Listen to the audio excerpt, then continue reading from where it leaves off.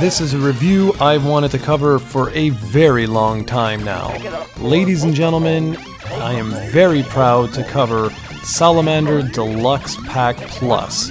It was released on the Sega Saturn back on June 19th, 1997, and there is a PlayStation 1 version which was released on July 6th, 1997. Now, why it's called a Deluxe Pack Plus is because during the mid-90s, Konami was releasing a lot of different compilation discs with some of their biggest arcade hits. But normally they would release 2 games on each disc. In this case, they released 3, thus the Deluxe Pack Plus.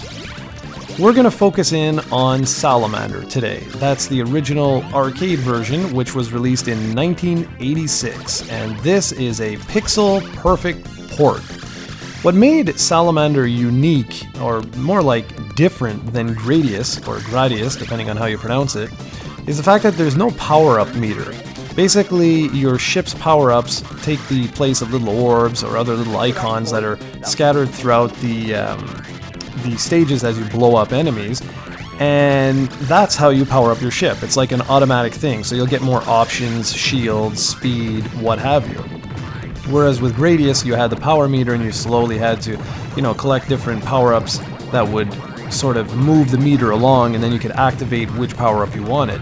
Now, the only downside to this system is the fact that some power-ups are extremely rare, such as shields. So sometimes it's not uncommon to go for a very, very long time without shields, making the game extremely, extremely hard. Just like most shmups at the time, the game features 6 levels. After stage 2, the difficulty basically ramps up to the point where it's going to kick your ass. And if you play the single player mode, there are no continues. That's right, no continues.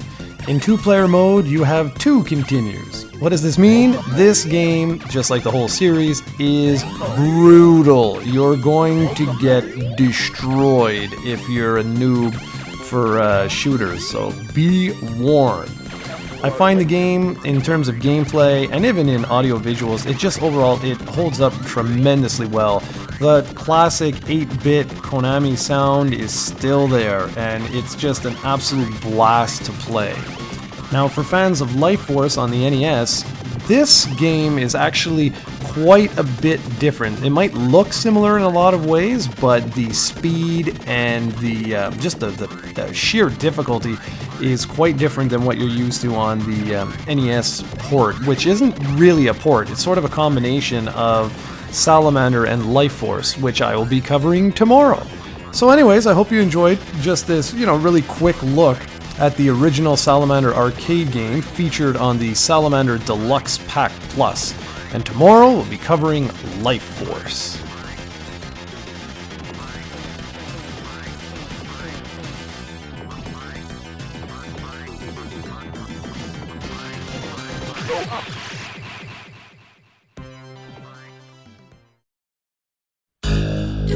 Do